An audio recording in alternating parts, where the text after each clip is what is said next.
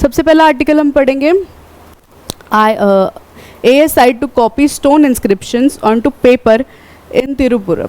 ठीक है, इस डिस्ट्रिक्ट में जो है ASI archaeological survey of India जो है वो स्टोन इंस्क्रिप्शंस को है वो पेपर पे कॉपी करेंगे। ठीक है, उसके बारे में हम पढ़ेंगे, इसको क्या कहते हैं, क्या इसका इम्पोर्टेंस है, क्यों ज़रूरी है ये। ठीक है, सारा हम आगे इस आर्टिकल में पढ़ेंगे। Godavari river management board to meet on August 13 को जो है गोदावरी रिवर मैनेजमेंट बोर्ड की एक मीटिंग होने वाली है। वो किस संदर्भ में मीटिंग होने वाली है, क्यों होने वाली है, उसमें क्या डिस्कस होगा, गोदावरी रिवर मैनेजमेंट बोर्ड है क्या, क्या उसके गोल्स है, क्या उसके ऑब्जेक्टिव्स है, वो हम इस आर्टिकल में पढ़ेंगे। सारा अब्राहम एक इम्पॉर्टेंट पर्सनालिटी है, पर्सन इन न्यूज़ है अभी, तो उसके बारे में आपको जानना चाहिए कि क्यों वो इम्पॉर्टेंट है, क्या रिलेशन है उनका इंडिया के पर्सपेक्टिव में, उन्होंने क्या कंट्रीब्यूशन दिया है अपना, वो सब कुछ आपको जानना चाहिए। इस आर्टिकल में हम वो जानेंगे आगे। ठीक है, नेक्स्ट आर्टिकल है हमारा NDA allies dividend over top court ruling on schedule caste and sub quotas. ठीक है, अभी रिसेंटली सुप्रीम कोर्ट ने जो है वो एक ऑर्डिनेंस पास कराया था सब कोटास के ऊपर, क्लासिफिकेशन ऑफ कोटास के ऊपर। तो फिर वो क्या बिल है, वो कैसे होगा उसका क्लासिफिकेशन, क्यों ज़रूरी है वो। ठीक है, वो सब कुछ हम आगे इस आर्टिकल में पढ़ेंगे। अगला हमारा आर्टिकल है new criminal laws are biggest reforms to the century says home minister. Amit Shah ji ने कमेंट किया है न्यू क्रिमिनल लॉज के ऊपर, तो वो क्या कमेंट है, किसके संदर्भ में कमेंट है, क्या है न्यू क्रिमिनल लॉज, सब हम आगे पढ़ेंगे। नेक्स्ट हमारा आर्टिकल है death of Niels of coral. ठीक है, कोरल्स एक बहुत इंपॉर्टेंट टॉपिक हो जाता है यूपीएससी के पर्सपेक्टिव से और भी कॉम्पिटिटिव एग्जाम्स के पर्सपेक्टिव से, तो हम उसके बारे में जानेंगे। कोरल ब्लीचिंग क्या होती है उसके बारे में जानेंगे। ठीक है, सब कोरल्स क्या होते हैं बेसिकली उसके बारे में भी हम जानेंगे। ठीक है, सो लेट्स बिगिन। उसके पहले आर्टिकल डिस्कस करने से पहले कल के जो क्वेश्चंस है वो डिस्कस कर लेते हैं। ठीक है, कल के हमारे क्वेश्चंस हैं, consider the following statement regarding Gandhi king development foundation. अब कल मैंने ये सारे आर्टिकल्स डिस्कस किए थे, उससे रिलेटेड लेक्चर के एंड में जो है मैंने कुछ क्वेश्चंस आपको दिए थे प्रैक्टिस करने के लिए। वो क्वेश्चंस के आंसर्स अब हम डिस्कस करेंगे। ठीक है, तो एक गांधी किंग डेवलपमेंट फाउंडेशन के रिगार्डिंग आपके ये कुछ स्टेटमेंट्स है, अब इसमें बताना है कि कौन से करेक्ट है statement. The foundation aims to promote the principle of non violence and social justice. तो ये फाउंडेशन जो है गांधी किंग फाउंडेशन क्यों नाम दिया है इसका, क्योंकि ये गांधी और मार्टिन लूथर किंग जूनियर के प्रिंसिपल्स के अनुसार जो है वो चलेगा। उनकी प्रिंसिपल्स क्या कहते हैं, non violence and social justice. तो ये करेक्ट है, ये वाला ऑप्शन करेक्ट है। ठीक है, it was established through a bilateral agreement between India and United states. Yes, India और यूनाइटेड स्टेट्स के बीच में ये बायलैटरल एग्रीमेंट हुआ था, उसका नाम दिया गया है गांधी किंग डेवलपमेंट फाउंडेशन। ठीक है, तो ये भी करेक्ट है। The foundation focuses exclusively on rural development in India. नहीं, ये करेक्ट नहीं है। फाउंडेशन जो है वो सिर्फ रूरल डेवलपमेंट पे नहीं फोकस करता है, ये ऑल ओवर डेवलपमेंट पे फोकस करता है। इंडिया और यूएस के, इसमें इंडिया और यूएस के बॉन्ड्स भी जो है वो बहुत ज़्यादा ग्रो होंगे। ठीक है, फ्रेंडली बॉन्ड्स ग्रो होंगे। ठीक है, तो ये नहीं है, तो इसका करेक्ट आंसर क्या हुआ, 1 और 2। ठीक है, आगे का क्वेश्चन देखते हैं। The international association of agricultural economist focuses on which of the following areas, environmental conservation, agricultural economist and policies, industrial development, urban planning. अब ये जो एसोसिएशन है international association of agricultural economist, इसके बारे में हमने कल पढ़ा था। ये किस चीज़ पे फोकस करता है सबसे ज़्यादा, तो ये फोकस करता है एग्रीकल्चरल इकोनॉमिस्ट एंड पॉलिसी पे। ठीक है, एग्रीकल्चरल इकोनॉमिक्स एंड पॉलिसीज पे। अगला देखते हैं, which of the following is a characteristic feature of four-ringed butterfly। four-ringed butterfly के बारे में मैंने कल बताया था, ये इम्पॉर्टेंट है। ये स्पीशीज़ आजकल जो है वो काफ़ी पूछते हैं यूपीएससी एग्जाम में। ठीक है, एनवायरनमेंट बेस्ड क्वेश्चंस जो है वो काफ़ी पूछते हैं, तो ये क्वेश्चन इम्पॉर्टेंट हो जाता है जिसमें कि जो फोर-रिंग्ड बटरफ्लाई है वो 61 ईयर्स के बाद में इंडिया में रीसर्फेस करता हुआ पाया गया था, मतलब रीसर्फेस इन द सेंस इंडिया में फिर दिखा था 61 ईयर्स के बाद, ठीक है। तो आपको तो ये क्वेश्चन जो है वो इंपॉर्टेंट हो जाता है, इससे रिलेटेड क्वेश्चंस आ सकते हैं। तो हम इसके जान लेते हैं कि कैरेक्टरिस्टिक फीचर कौन से है। Bright blue wings with a metallic sheen, ठीक है। 4 distinct eye spots on each side of the wings, ये है करेक्ट, ठीक है। ये ऐसे बटरफ्लाई था, ठीक है, ये ऐसे बटरफ्लाई था, यहाँ पर इसके 4 रिंग्स ऐसे थे, ठीक है, 4 रिंग्स थे। इसको 4 इस कैरेक्टरिस्टिक्स की वजह से जो है वो ये इसका नाम दिया गया था 4 रिंग्ड बटरफ्लाई, ठीक है। तो ये जो है वो करेक्ट ऑप्शन है, 4 distinct eye spots on each side of its wings, ठीक है। अगला देखते हैं question. The Precivity 82 test is categorized under which of the type of diagnostic methods? अब Precivity 82 जो प्रोसीजर है, जो डायग्नोस्टिक एक ट्रीटमेंट है, उसको मतलब उसको किस के अंडर कंसिडर किया गया है, किस डायग्नोस्टिक मेथड के अंडर कंसिडर किया गया है? इमेज बेस्ड डायग्नोसिस नहीं, इमेज बेस्ड डायग्नोसिस नहीं है, ब्लड बेस्ड बायोमेकर्स। कल ही हमने पढ़ा था न्यूज़ में कि ब्लड टेस्ट से अल्जाइमर्स डिजीज़ जो है वो डिटेक्ट हो जाएगा, ठीक है, उससे रिलेटेड ये क्वेश्चन है। ब्लड टेस्ट से अल्जाइमर्स डिजीज़ डिटेक्ट हो जाएगा। अगर आप मतलब आपको नहीं याद है या आपको थोड़ा मिस इधर उधर हो रहा है तो पिछला वाला वीडियो जाके देख सकते हैं। जेनेटिक टेस्टिंग नहीं, बिहेवियरल असेसमेंट भी नहीं, ब्लड बेस्ड बायोमेकर्स, ठीक है। इसमें जो है ब्लड टेस्ट से अल्जाइमर्स डिजीज़ डिटेक्ट होगा।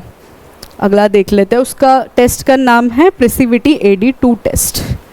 विच of the following is not a classical dance form of India? Bharatanatyam है, कथक है, भांगड़ा नहीं है, ओडिशा है, ठीक है। भांगड़ा इसका आंसर है, भांगड़ा नहीं है, ठीक है, क्लासिकल डांस फॉर्म नहीं है, ठीक है। चलो अभी आगे देख लेते हैं। अभी आ जाते हैं आज के आर्टिकल्स के ऊपर। ASI to copy stone inscriptions on to paper in Tripura, ठीक है, इट इज़ अ डिस्ट्रिक्ट, ठीक है। सबसे पहले ये जो stone inscriptions on to paper की जो कॉपी मतलब कॉपी करते हैं या स्टोन इंस्क्रिप्शंस का प्रिंट लेते हैं, उसको क्या कहते हैं?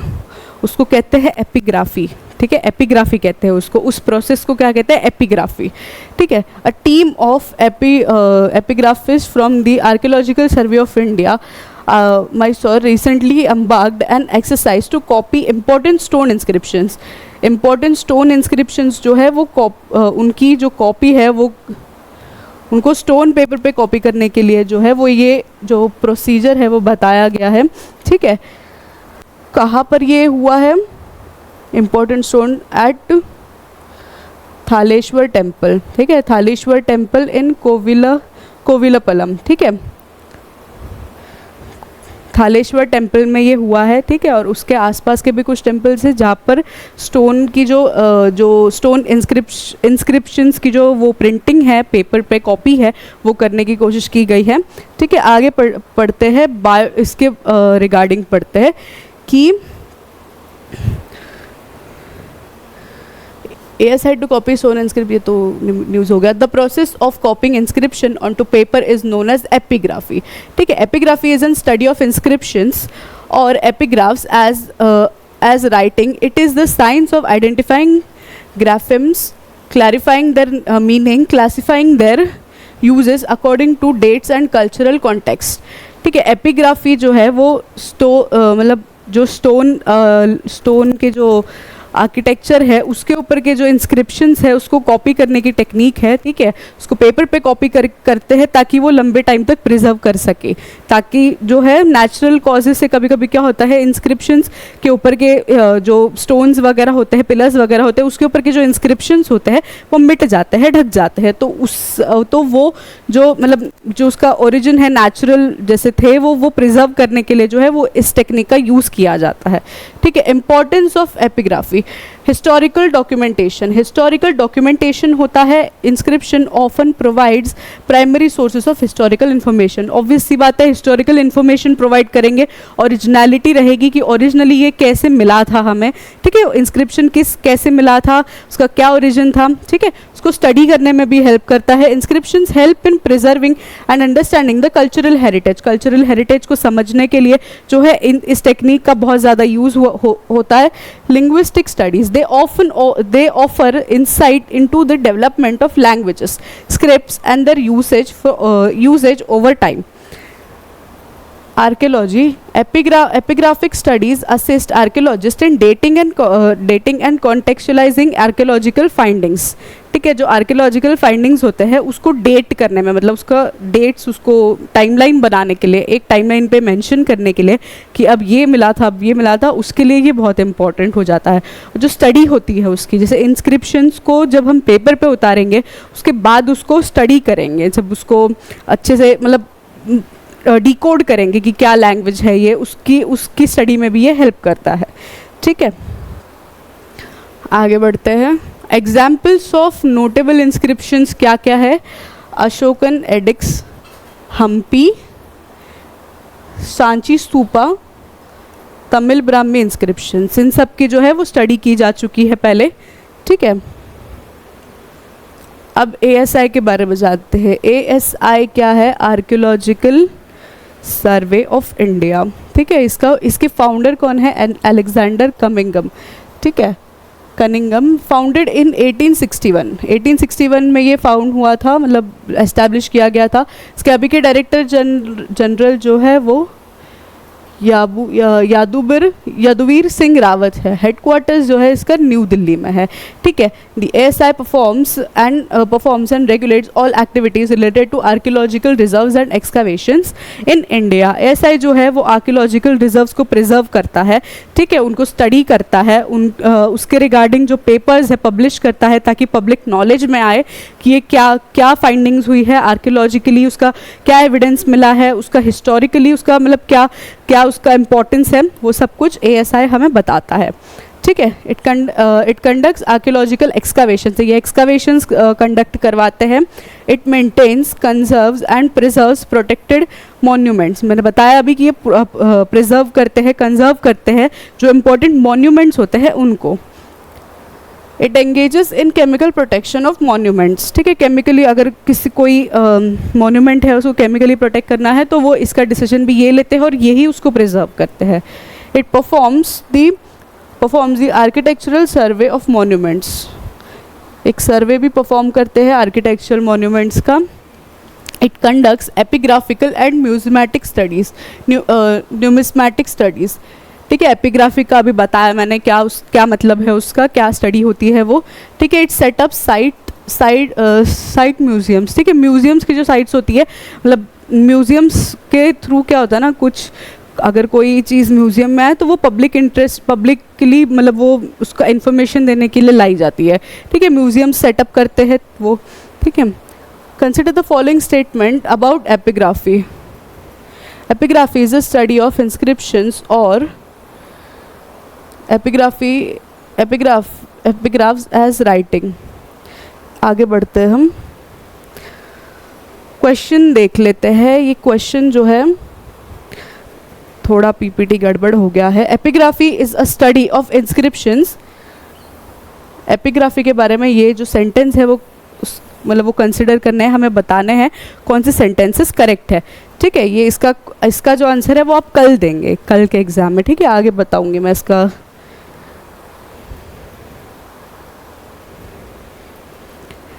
अब आर्कियोलॉजिकल सर्वे ऑफ इंडिया के लिए एक मेंस का क्वेश्चन देख लेते हैं, ठीक है। Examine the role of the archaeological survey of India in preservation and study of epigraphic records. How does the ASI's work contribute to the field of historical research and cultural heritage conservation in India?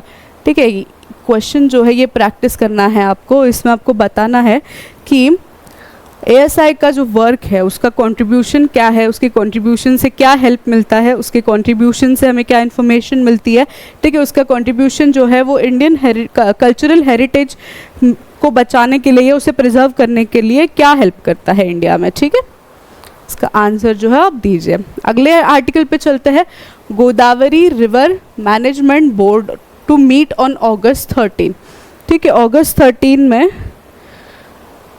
Godavari river management board to meet on August 13। अब एक meeting of Godavari river management board will be held on August 13, during which Telangana will submit the detailed project report of Sitharaman lift irrigation scheme, ठीक है।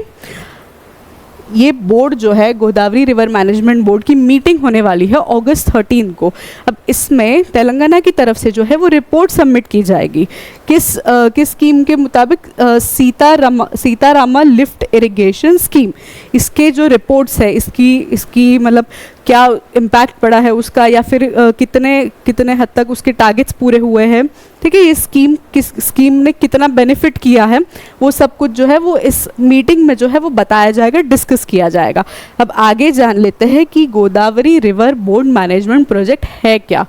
Godavari river management board ये है क्या। The Godavari river management board was established with the aim to observe the management of water resources in Godavari river, ठीक है। Godavari river basin में जो water resources जो है उसे मैनेज करने के लिए, उसे स्टडी करने के लिए, उसको एडमिनिस्टर करने के लिए ये बोर्ड जो है वो एस्टैब्लिश हुआ था। Ensuring equitable distribution and effective utilization of water resources का इफेक्टिव डिस्ट्रीब्यूशन हो, यूटिलाइजेशन हो, ठीक है। हर जगह पर पहुँचे जहाँ पर ज़रूरत है पानी, उसका मैनेजमेंट बोर्ड का ये एम था। Establishment. The GRMB was established in accordance with Andhra Pradesh Recognition Act. Andhra Pradesh recognition act 2014 के साथ साथ इसका भी जो है एस्टैब्लिशमेंट हुआ था इसका, ठीक है। इसका भी एस्टैब्लिशमेंट हुआ था इन 2014, ये ईयर याद रखिएगा। जून 2014 में जो है वो GRMB का जो है एस्टैब्लिशमेंट हुआ था। ऑब्जेक्टिव क्या क्या है, इसके मेन ऑब्जेक्टिव देख लेते हैं। Water allocation to ensure fair and equitable distribution of Godavari river water. Project monitoring, projects Godavari river basin के ऊपर जो प्रोजेक्ट्स होते हैं या होंगे, या मतलब क्या क्या प्रोजेक्ट हो सकते हैं, उसको मॉनिटर करना, उसको एडमिनिस्टर करना भी इस बोर्ड का काम है, ठीक है। डिस्प्यूट रेजोल्यूशन, अगर कोई डिस्प्यूट्स हो रहे हैं वाटर के ऊपर, अगर पानी नहीं पहुंच पा रहा है कहीं पर तो क्यों नहीं पहुंच पा रहा है, किस वजह से नहीं पहुंच पा रहा है, अगर वाटर की क्वालिटी जो है वो ख़राब हो रही है या फिर वाटर की क्वालिटी जो है वो गिर रही है, तो वो सब ऑब्जेक्टिव्स, वो सब देखना, मैनेज करना इसका ऑब्जेक्टिव है। बोर्ड इस गोदावरी रिवर मैनेजमेंट बोर्ड का ऑब्जेक्टिव है, ठीक है। Data management to collect, compile and analyse the data related to water usage, कितना वाटर कहाँ जा रहा है, कितने वाटर की कहाँ ज़रूरत है, जहाँ ज़रूरत है वहाँ पहुँच रहा है कि नहीं, जहाँ जितनी ज़रूरत है उससे ज़्यादा पहुँच रहा है या कम पहुँच रहा है, ये सारा डेटा मैनेज करना भी इसका ऑब्जेक्टिव है। Conservation and sustainability to promote the conservation and sustainability management of water resource in Godavari basin में ये सब कुछ मैनेज करना, कंजर्व करना, उसका ये ऑब्जेक्टिव है, ठीक है। आगे बढ़ते हैं। इम्पॉर्टेंस, अब GRMB का इम्पॉर्टेंस क्या है। Is crucial for maintaining harmony between Andhra Pradesh and Telangana by ensuring equitable and efficient use of Godavari river water. Telangana और आंध्र प्रदेश के बीच में जो गोदावरी वाटर है उसका इफ़ेक्टिव यूज़ हो, उसका इक्वल डिस्ट्रीब्यूशन हो, उसका जो मतलब वो मेंटेन करना है, उसका मेन इम्पॉर्टेंस है, ठीक है। GRMB का मेन इम्पॉर्टेंस है, ठीक है। अब देख लेते हैं सीतारामा लिफ्ट इरिगेशन स्कीम क्या है, ठीक है। इस स्कीम के बारे में डिस्कशन होने वाला है August 13 को, ठीक है। तो स्कीम क्या है। Irrigation project aims to divert Godavari river water into irrigate 2.72 lakhs hectares into 3 districts of Bhandarkor. इसका जो मेन ऑब्जेक्टिव क्या है कि वो इरिगेट करना वाटर, 2.72 हेक्टर्स का वाटर इरिगेट करना और 3 डिस्ट्रिक्ट में डिस्ट्रीब्यूट करना, ठीक है। उसका मेन ऑब्जेक्टिव ये है। ऑब्जेक्टिव्स ऑफ द प्रोजेक्ट, अब ऑब्जेक्टिव्स जान लेते हैं और The project aims to provide water from irrigation as well as en route tanks, villages, towns, and supplement some of the existing proposed irrigation schemes. ठीक है, objective इसका वही है कि प्रोजेक्ट जो है वाटर जो है उसका इरिगेशन हो सही से, ठीक है, टैंक्स में, सप्लीमेंट्स में, विलेजेस में जो है वो वाटर अच्छे से पहुँचे, ठीक है, और एग्जिस्टिंग या आने वाले जो प्रोजेक्ट्स है उसके बारे में इंफॉर्मेशन क्रिएट करना, उसका सही से इम्प्लीमेंटेशन हो रहा है कि नहीं, ये भी देखना इसका ऑब्जेक्टिव है इरिगेशन स्कीम्स का। ठीक है, गोदावरी रिवर के बारे में जान लेते हैं। Godavari river is the largest peninsular river system. It is called as Dakshin Ganga. दक्षिण गंगा बोला जाता है गोदावरी रिवर को। ठीक है, याद रखिए, ये आ सकता है। ठीक है, यूपीपीसीएस के प्री वगैरह में पूछ सकते हैं। ठीक है, तो ये याद रखिए कि इसको दक्षिण गंगा बोला जाता है। The basin is bounded by north by the Satmala hills on the south Ajanta range and Mahadev hills, on the east by eastern ghats and on the west by western ghats। ठीक है, ये इसका डिस्क्रिप्शन है कि कहाँ लाई करता है, उसका बेसिन कहाँ है, गोदावरी रिवर का सोर्स क्या है। ठीक है, so Godavari river rises from Trambakeshwar near Nashik in Maharashtra and flows for length of about 1465 kilometers before outfalling into the Bay of Bengal। Bay of Bengal में इसका जो है वो ड्रेन होती है। ठीक है, बट इसका सोर्स क्या है, इसका मतलब ओरिजिन क्या है, त्र्यंबकेश्वर नियर नासिक। ठीक है, त्र्यंबकेश्वर में इसका ओरिजिन है। त्र्यंबकेश्वर याद रखिएगा, त्र्यंबकेश्वर हिल्स जो है वहाँ से इसका ओरिजिन होता है। Drainage basin the Godavari basin extends over states Maharashtra, Telangana, Andhra Pradesh, Chhattisgarh and Odisha in addition to smaller parts of Madhya Pradesh, Karnataka, union territory of Pondicherry. ठीक है, इतनी जगह पर जो है वो इसके बेसिन्स है, मतलब थोड़े थोड़े ट्रिब्यूटरीज जो है वो फैले हुए हैं। ठीक है, ये याद रखिए और ये स्टेट्स के नाम याद रखिएगा, महाराष्ट्र, तेलंगाना, आंध्र प्रदेश, छत्तीसगढ़, ओडिशा। ठीक है, ट्रिब्यूटरीज क्या क्या है इसकी। ठीक है, परवारा, पूर्णा, मंजरा, ये सारी जो है वो ट्रिब्यूटरीज है। इम्पॉर्टेंट प्रोजेक्ट्स क्या क्या है गोदावरी के ऊपर, इम्पॉर्टेंट प्रोजेक्ट्स क्या क्या, ये सारी ट्रिब्यूटरीज आपको पता होनी चाहिए। ठीक है, याद रखिएगा। राइट बैंक ट्रिब्यूटरीज और लेफ्ट बैंक ट्रिब्यूटरीज स्पेशली याद रखिएगा, ये दो पॉइंट इंपॉर्टेंट है, याद रखिए। इंपॉर्टेंट प्रोजेक्ट्स क्या क्या है, ये पुलावरम इरिगेशन प्रोजेक्ट, केशवारम, सादरमत अनिकट, ये और श्रीराम सागर प्रोजेक्ट, ये सारे जो है इम्पॉर्टेंट प्रोजेक्ट्स है। अब इसकी ट्रिब्यूटरीज देख लेते हैं। देखिए यहाँ पर जो है, यहाँ पर से इसका ओरिजिन होता है, ये ऐसे करके फ्लो होती है। ठीक है, फ्लो होते होते होते ये ऐसे करके ये ऐसे फ्लो होती है ऐसे। ठीक है, और बे ऑफ बंगाल में जो है वो ड्रेन होती है। ठीक है, ऐसे इसका मैप है। मैप से भी आप जो है वो पता लगा सकते हो कि उसकी जो left bank tributaries, right bank tributaries क्या है, कौन सी स्टेट्स में लाई करती है। ठीक है, ये इंपॉर्टेंट है, ये मैप से पढ़ सकते हो आप। आगे बढ़ते हैं। आगे अब एक इम्पॉर्टेंट पर्सनालिटी है। ठीक है, सारा अब्राहम। इन्होंने इंडिया के आर्ट में बहुत कंट्रीब्यूट करा है फ्रॉम 1970s। ठीक है, इनके बारे में थोड़ा सा जान लेते हैं। इम्पॉर्टेंट पर्सनालिटी है, बस ये याद रखना है। Sara Abraham often referred to as an of Indian art and renowned historian, curator and promoter of Indian art and culture. Indian art और कल्चर की जो प्रमोटर है उनको माना जाता है। ठीक है, art curation and exhibition, major exhibition Sara Abraham was curated numerous high profile exhibitions that have showcased Indian art across the globe। Museums, ये इनके बारे में थोड़ी इन्फॉर्मेशन है। प्रमोशन ऑफ इंडियन आर्ट उन्होंने क्या कहा, क्या क्या प्रमोशन किया।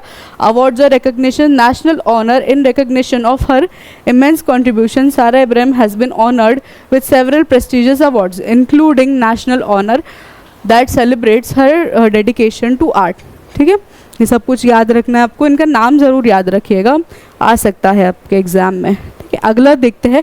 NDA allies divided over top court ruling on schedule caste and sub quotas. ठीक है, शेड्यूल कास्ट और सब कोटास का जो टॉपिक है वो जान लेते हैं। सब classification of sub classification of schedule caste, ठीक है, उसका क्राइटेरिया क्या है, पहले अभी एग्जिस्टिंग क्राइटेरिया क्या है, एसटी को जो है 7.5 रिजर्वेशन मिलता है, रिजर्वेशन कोटा, एससी को 15 मिलता है, ओबीसी को 27, ईडब्ल्यूएस को 10, टोटल 59.50।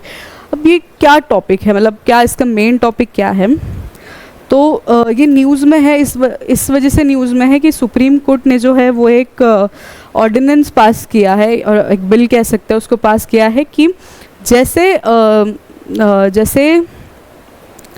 1992 में जो है केशवानंद भारती केस जो हुआ था, नहीं 1992 जो है वो इंदिरा साहनी केस जो हुआ था, उसके अंदर जैसे ओबीसी को बैकवर्ड और मोर बैकवर्ड में डिवाइड किया था, क्लासिफाई किया था, और क्रीमिलियर का जो सिद्धांत है वो लागू किया था, वैसे ही सुप्रीम कोर्ट ने अभी बोला है कि शेड्यूल कास्ट और शेड्यूल ट्राइब में भी ये चीज़ होनी चाहिए, ठीक है, क्योंकि जो जेन्युइन जिनको रिजर्वेशन की ज़रूरत है, ठीक है, उनको रिजर्वेशन मिलना चाहिए। कभी कभी क्या होता है, प्रिविलेज जो होते हैं उनको रिजर्वेशन के बेनिफिट ज़्यादा मिल जाते हैं पर अंडर प्रिविलेज को नहीं मिल पाते, ठीक है, तो उस वजह से जो है वो ये क्राइटेरिया जो है सुप्रीम कोर्ट ने हमारे आगे रखा है। 7 जजेस की बेंच रखी गई थी, जिसमें जो हेड थे chief justice of India DY Chandrachud ji ने हमें ये बताया है कि जैसे इंदिरा साहनी केस हुआ था वैसे ही उसको बेस लेके जो है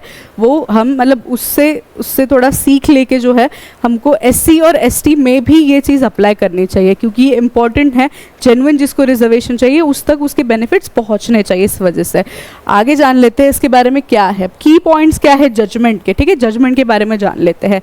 सुप्रीम कोर्ट रूलिंग, अ 7 जज constitution bench led by chief justice of India DY Chandrachud, इनका नाम याद रखिए, एग्जाम में पूछ सकता है, ये आपको पता होना चाहिए, यूपीएससी के कैंडिडेट्स या कोई भी कॉम्पिटिटिव एग्जाम के कैंडिडेट्स को चीफ जस्टिस ऑफ इंडिया का नाम पता होना चाहिए, DY चंद्रचूड़ नाम है इनका, ठीक है। Rule that the state have the right to subclassify scheduled caste listed in presidential list of preferential treatment in the public employment and education, ठीक है, इन्होंने बोला कि पब्लिक एम्प्लॉयमेंट और एजुकेशन के मामले में जो लिस्ट में जो बताया गया है हमें प्रेसिडेंशियल लिस्ट में, उसके हिसाब से जो है वो एससी को भी सब क्लासीफाई करना चाहिए, ठीक है। Reference to Indira Sahni case, मैंने बताया इंदिरा साहनी केस को रेफरेंस लेके उन्होंने ये जजमेंट जो है वो पास किया है। The judgement drew from Indira Sahni case where 9 जज bench held it constitutional to classify backward classes into backward and more backward, ठीक है, बैकवर्ड और मोर बैकवर्ड। इंदिरा साहनी केस में क्या हुआ था, बैकवर्ड और मोर बैकवर्ड क्लासेस को जो है वो क्लासिफाई किया था, उसको बेस लेके ये जो अभी सुप्रीम कोर्ट ने जो अभी बोला है, ऑर्डिनेंस दिया है, वो उससे निकल के आया हुआ है। Chief justice Chandrachud stated that the same principle applies to SC, ठीक है।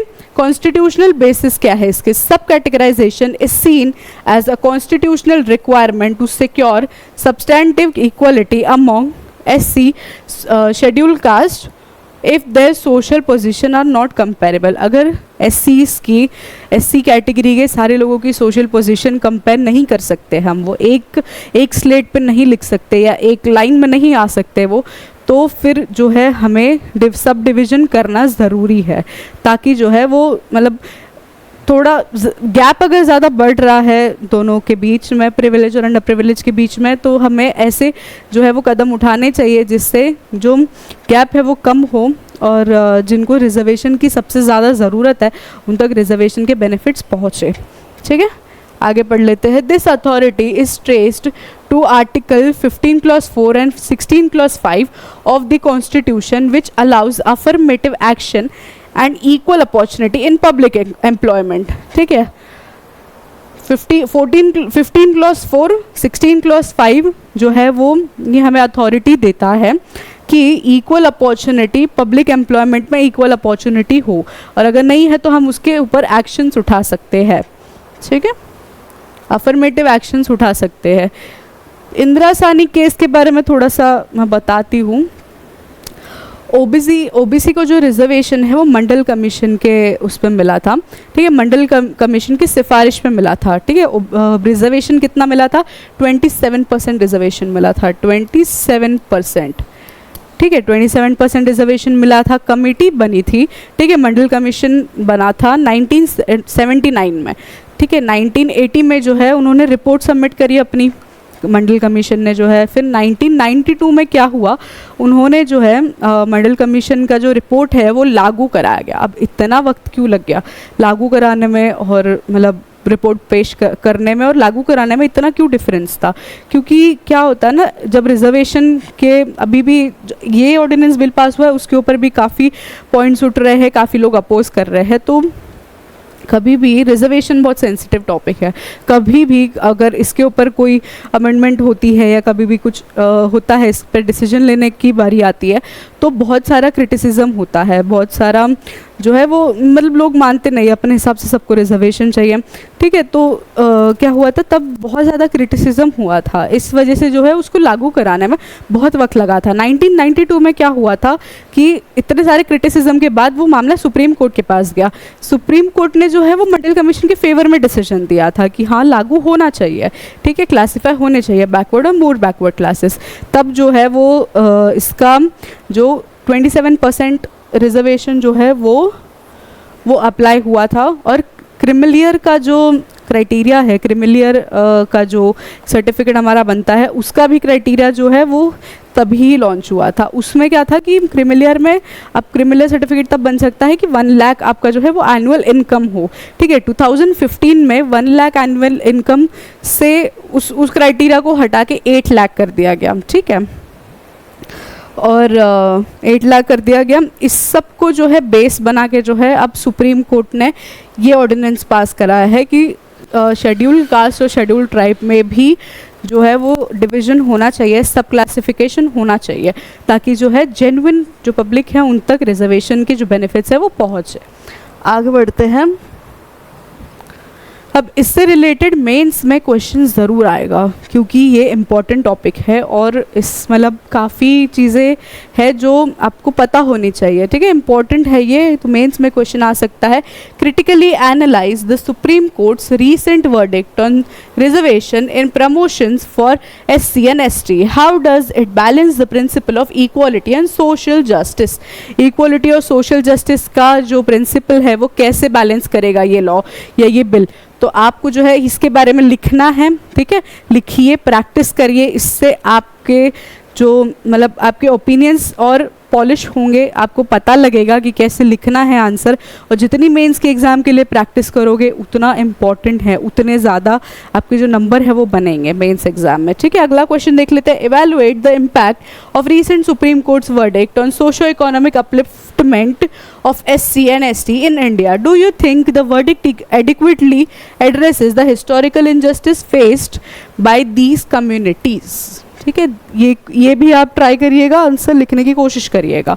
अगला जो है वो new criminal laws are biggest reforms of this century, says home minister Amit Shah जो है हमारे होम मिनिस्टर, उन्होंने ये बोला है न्यू क्रिमिनल लॉज जो है वो बिगेस्ट रिफॉर्म है दिस सेंचुरी के, इस सेंचुरी के जो है सबसे बड़े रिफॉर्म है new criminal laws. New criminal laws है क्या, हम आगे देखते हैं।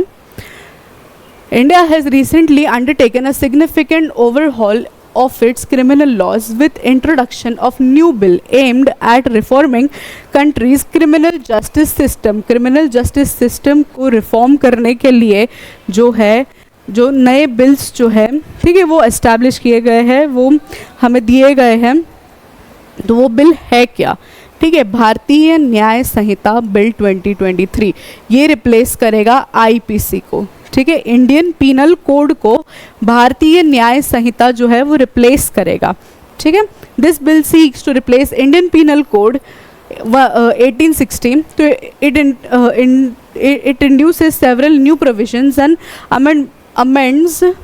Amendment to address contemporary issues. Contemporary issues को अमेंड करने के लिए ये कुछ नए प्रोविजंस, नए बिल्स जो है, नए रूल्स जो है वो इस्टेब्लिश करेगा, ठीक है। की प्रोविजंस क्या है इसके जान लेते हैं।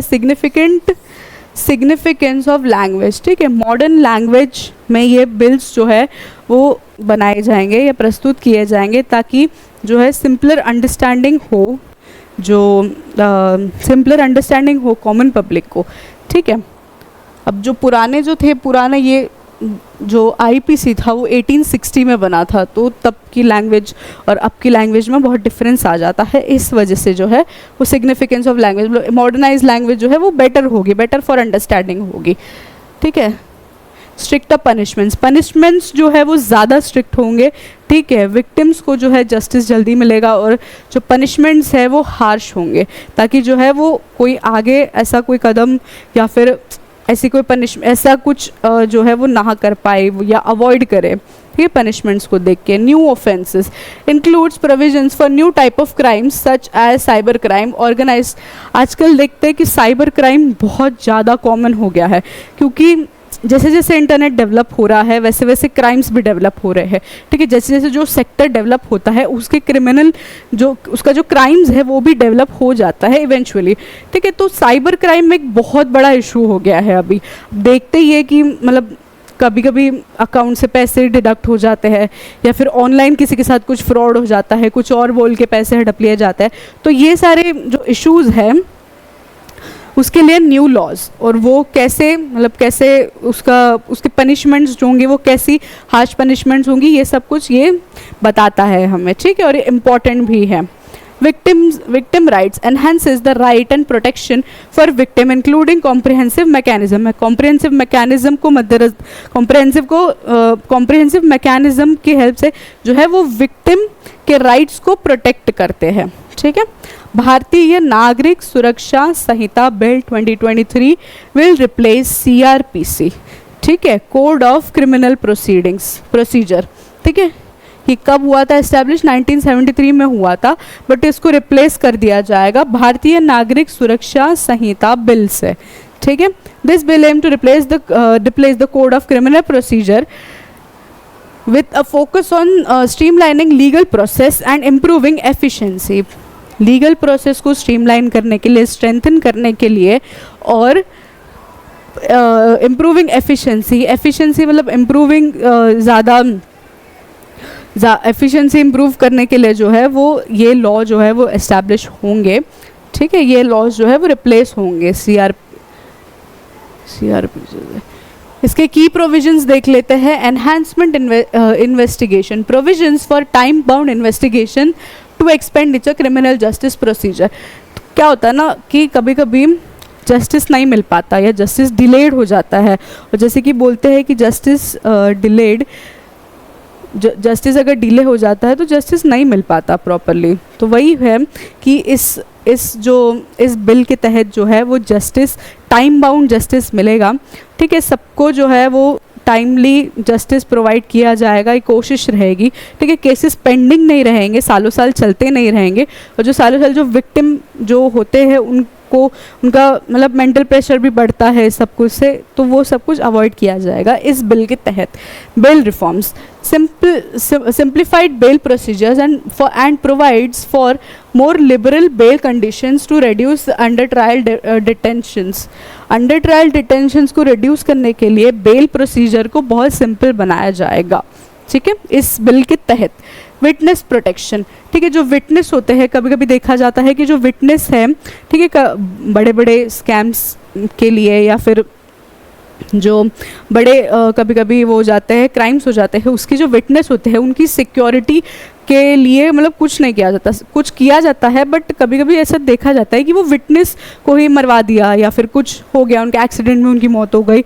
तो अभी क्या होगा, इस लॉ के तहत क्या होगा कि विटनेस प्रोटेक्शन होगा, विटनेस प्रोटेक्शन को मैंडेटरी किया जाएगा।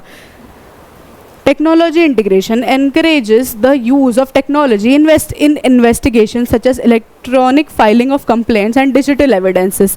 ठीक है, डिजिटल एविडेंसेस को जो है वो इम्प्लीमेंट किया जाएगा। डिजिटल एविडेंसेस जैसे वीडियो रिकॉर्डिंग, कॉल रिकॉर्डिंग्स, ठीक है, ये सब कुछ। अगर कहीं रेड करने जा रहे हैं पुलिस तो फिर उनकी कॉल रिकॉर्डिंग्स या वीडियो रिकॉर्डिंग्स उनके पास होनी चाहिए, ठीक है। ये सब कुछ जो है वो इस लॉ के तहत जो है वो अप्लाई किया जाएगा। भारतीय Sakshya bill 2023 will be replace Indian evidence act. Indian evidence act को जो है भारतीय साक्ष्य बिल रिप्लेस कर देगा, ठीक है। Will with updated rules on admissible and handling of evidence. जो एविडेंसेस होते हैं उसको हैंडल करने के लिए और उसको जो है मैनेज करने के लिए, उसको सिक्योर रखने के लिए जो बिल है, जो रेगुलेशंस है, वो इस बिल के तहत जो है वो और अच्छी बनाई जाएगी, ठीक है। सिक्योरिटी प्रोवाइड करी जाएगी एविडेंसेस को, एविडेंस टैम्पर ना हो, एविडेंस कहीं इधर उधर गुम ना हो जाए, या फिर एविडेंस जो क्राइम साइट के जो एविडेंस है उसे सही से प्रोटेक्ट किया जाए। उसके रिगार्डिंग ये जो बिल है वो रूल्स प्रोवाइड करेगा, ठीक है। डिजिटल की प्रोविजंस देखते हैं। Digital evidences explicitly recognize and regulate the admissibility of digital and electronic evidences।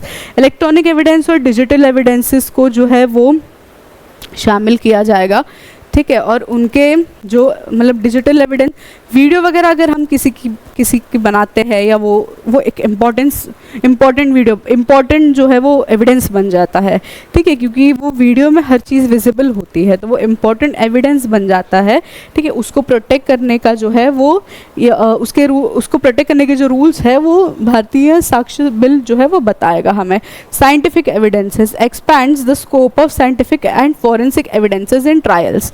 Scientific और जो फॉरेंसिक एविडेंसेस होते हैं उसके जो कोर्ट प्रोसीडिंग्स होते हैं उसमें जो उसका जो मतलब उसको ट्रायल्स में इंक्लूड करने के जो है वो प्रोसेस है वो स्ट्रेंथन होगा और बढ़ेगा प्रोसेस, ठीक है। डिजिटल और साइंटिफिक और फॉरेंसिक कन्फेशंस एंड एडमिशंस, ठीक है। Revise the rules regarding the admissibility of confessions and admissions made to police officers। Police officers के पास जो confessions या admissions होते हैं नए prisoners की, वो जो है वो और easy वे में किया जाएगा, ठीक है। रूल्स बढ़ेंगे उसके लिए, ठीक है, और स्ट्रिक्ट रूल्स होंगे और काफ़ी मतलब डिजिटल चीज़ों का ज़्यादा यूज़ किया जाएगा, ठीक है।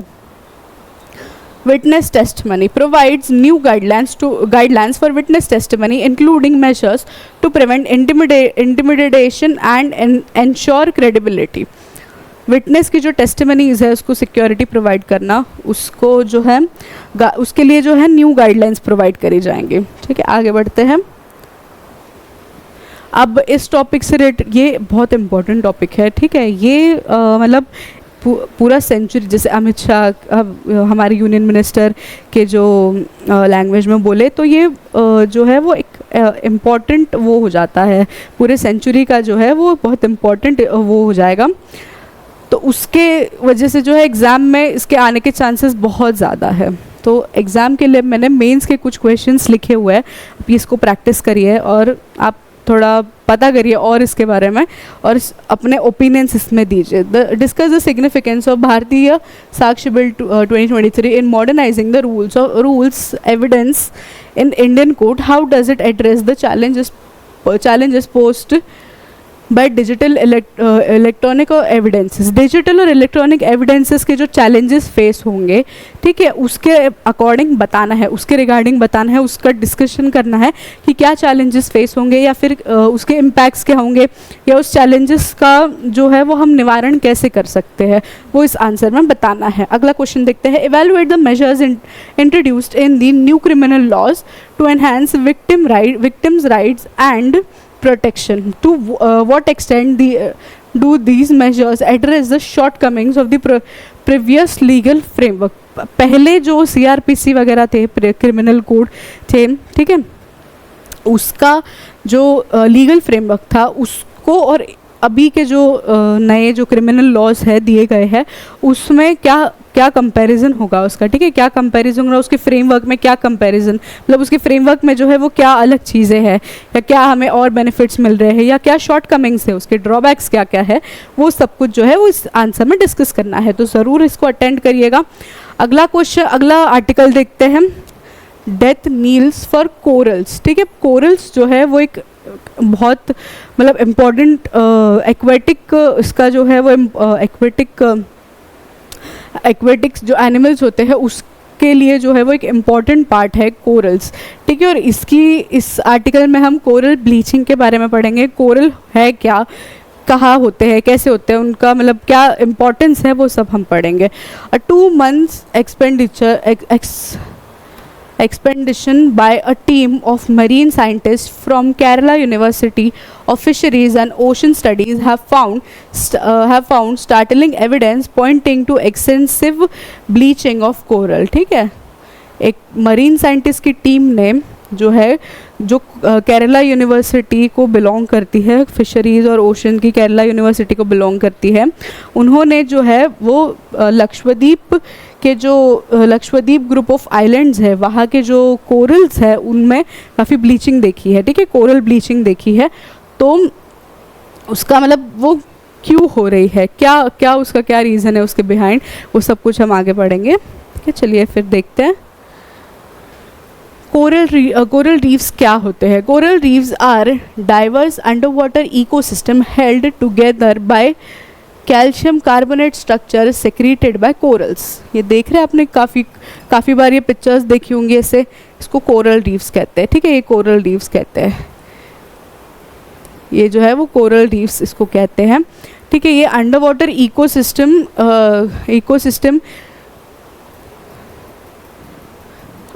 इकोसिस्टम का पार्ट है कोरल रीफ्स जो है, ठीक है। और coral reefs cover less than 0.1% of the ocean floor but support 25% of marine species.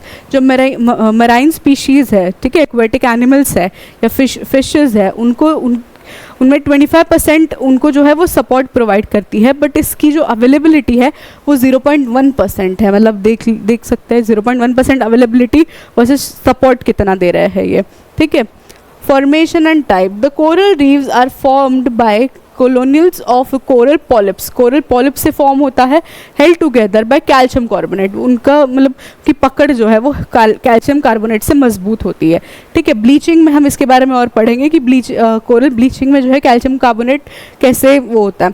The 3 main types of coral reefs are fringing reefs, ये देख रहे हैं आप, ये से फ्रिंजेस, इसको फ्रिंजिंग रील्स ये होता है फ्रिंजिंग रीफ्स। बैरियर रीफ, ठीक है, बैरियर रीफ होता है।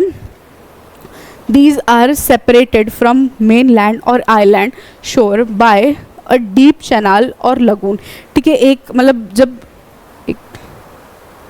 जब ऐसे करके कोरल रीफ से एक पूरा लगून फॉर्म हो जाता है, ठीक है, ऐसे करके लगून फॉर्म हो जाता है और ये सेपरेट होता है आइलैंड से, ठीक है।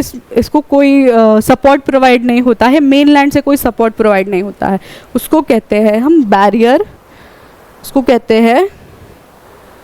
कहते हैं हम बैरियर रीफ, ठीक है। एटोल्स क्या होते हैं, these are rings of corals that create protected lagoons and are usually found in middle of the sea के मिड में जो है वैसे रिंग्स फॉर्म हो जाते हैं, ठीक है। उसके कोरल रीफ्स के जो है रिंग्स फॉर्म हो जाते हैं, उसको जो है एटोल्स कहते हैं, ठीक है। आगे देखते हैं थ्रेट्स क्या है। कोरल लीव्स को थ्रेट्स किस चीज़ से है, क्लाइमेट चेंज से, ऑब्वियसली क्लाइमेट चेंज से तो थ्रेट है ही, पोल्यूशन से थ्रेट है, क्योंकि पोल्यूशन वाटर पोल्यूशन से क्या होता है ना, वाटर पोल्यूशन से जो है वो पानी की क्वालिटी और कम होती है, और अगर कोई लिविंग ऑर्गेनिज्म पानी में है तो पानी की क्वालिटी से उसको भी अफेक्ट होगा, ठीक है। ओवरफिशिंग क्या होता है, unsustainable fishing practices can deplete key reef species and disrupt the balance of ecosystem. Overfishing जो होता है, फिशेस अभी जैसे सप्लाई होगी उसके हिसाब से ही, मतलब डिमांड जैसे होगी उसके हिसाब से सप्लाई होगी, डिमांड फिशेस की ज़्यादा बढ़ जाती है तो सप्लाई भी बढ़ जाती है, तो उससे क्या होता है ना कि एक इकोसिस्टम में मतलब बैलेंस नहीं क्रिएट हो पाता, ठीक है। जो ऑर्गेनिजम्स डेवलप हो रहे हैं, पैदा हो रहे हैं, उसके अकॉर्डिंग जो निकल रहे हैं इकोसिस्टम से या जो जा रहे हैं वाटर से, मतलब वो बैलेंस जो है वो नहीं हो पाता। Detect destructive fishing practices, methods such as blast fishing and cyanide fishing destroys coral structure, ठीक है। ब्लास्ट फिशिंग और साइनाइड फिशिंग जो है वो मेथड्स है फिशिंग के, ठीक है। इन सब से क्या होता है कि डिस्ट्रक्टिव फिशिंग जो इस इन सब से क्या होता है, कोरल जो रीफ्स होते हैं वो डैमेज होते हैं, ठीक है। Ocean acidification, increased CO2 level lowers the pH of sea water, reducing the ability of coral produce calcium carbonates.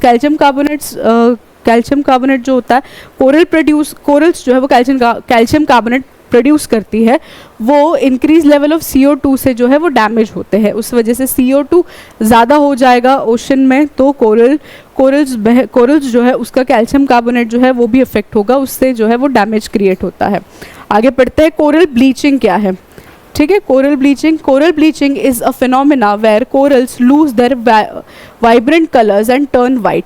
Coral bleaching ये होता है ना कि जैसे मैंने ये बताया कि इसमें कैसे देखो कलरफुल दिख रहे हैं सारे कोरल्स, तो ब्लीचिंग क्या होता है, कोई क्लोरल अपना कलर छोड़ के पूरा वाइट हो जाए तो उसको कोरल ब्लीचिंग कहते हैं, ठीक है। ब्लीच हो जाता है, कोरल ब्लीचिंग उसको कहते हैं। और वो क्यों होता है, किस रीज़न की वजह से होता है, हम आगे पढ़ेंगे।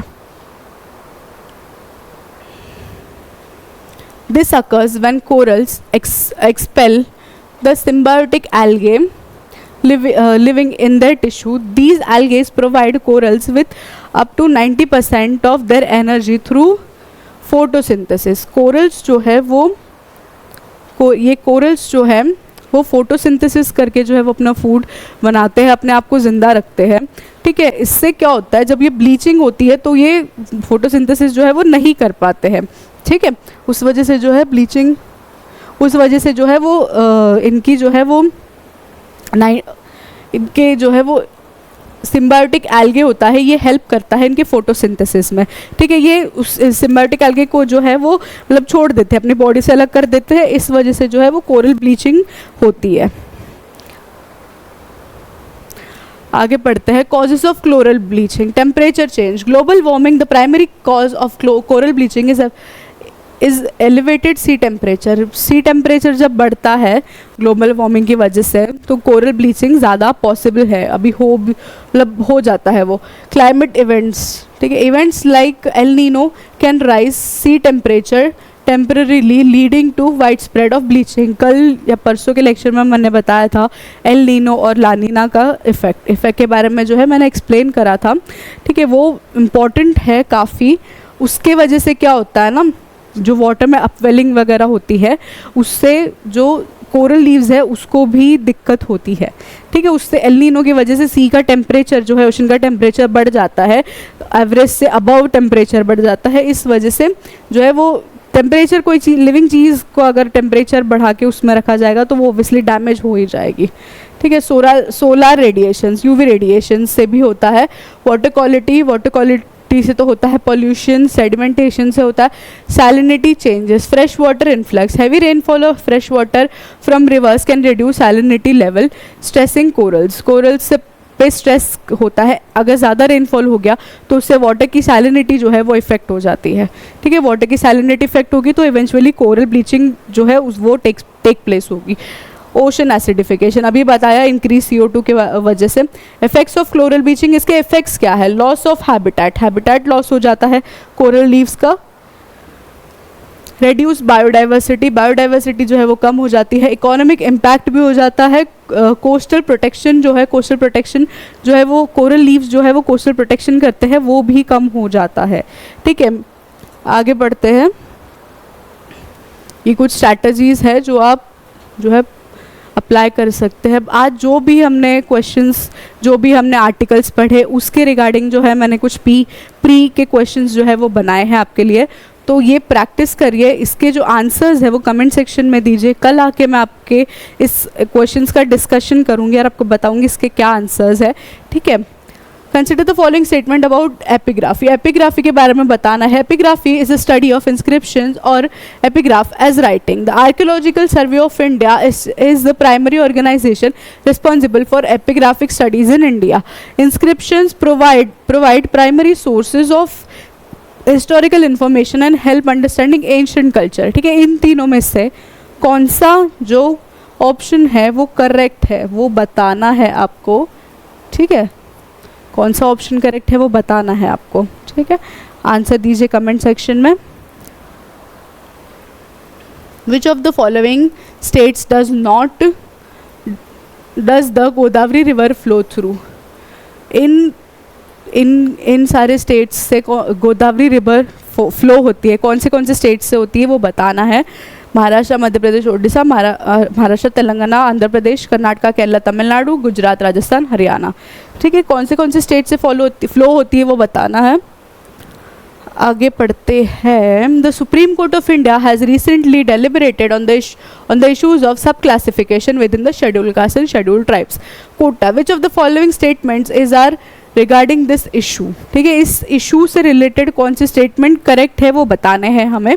सब classification within SC and ST quotas aim to provide more equitable distribution of benefits among the various sub groups within these communities.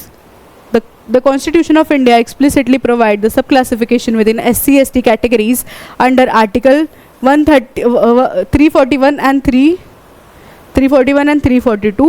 Supreme Court has upheld the validity of sub-classification within SC, ST quotas in all its judgment. ठीक है, इन तीनों में से कौन से सही है, correct options है वो आपको बताने हैं। आंसर कमेंट सेक्शन में करिएगा। अगला क्वेश्चन देख लेते हैं। The government of India recently introduce new criminal law reforms, which of the following statement is correct? कौन से स्टेटमेंट करेक्ट है? The new criminal law aims to replace the Indian penal code with more modern and comprehensive code. One of the key features of new law is inclusive of provisions for the protection of digital privacy. The reform includes measures to expedite the judicial process by introducing stricter timeline for completion of trials. इन तीनों में से कौन से सही है वो बताने हैं आपको, कमेंट सेक्शन में आंसर दीजिएगा। अगला देखते हैं क्वेश्चन। ठीक है, लास्ट क्वेश्चन है। Consider the following statement regarding coral reefs. Coral reefs are mainly found in tropical and sub tropical waters. The great barrier reef located off the coast Australia is the largest coral reef system in the world. Coral bleaching occurs when corals expel the algae living in their tissues due to stressful environmental conditions such as increased water temperature. इन तीनों में से कौन सा सही है वो आप comment section में बताइए। ठीक है, और कल जो है मैं आके इन सब के क्वेश्चंस का जो है डिस्कशन करूँगी। ठीक है, सारे क्वेश्चंस इंपॉर्टेंट होते हैं, प्री में पूछ सकते हैं ये क्वेश्चंस। ठीक है, और ये सारे टॉपिक्स जो भी आज मैंने बताए हैं वो भी बहुत इंपॉर्टेंट है, उसकी भी आप डिटेल स्टडी करिए, बार बार ये देखिए। अगर समझ नहीं आ रहा है तो बार बार वीडियो देखिए, आपको समझ आ जाएगा। ठीक है, आज के लिए बस इतना ही। थैंक यू, धन्यवाद। और कमेंट सेक्शन में आंसर ज़रूर दीजिएगा, कल आके मैं डिस्कशन करूँगी इसके बारे में।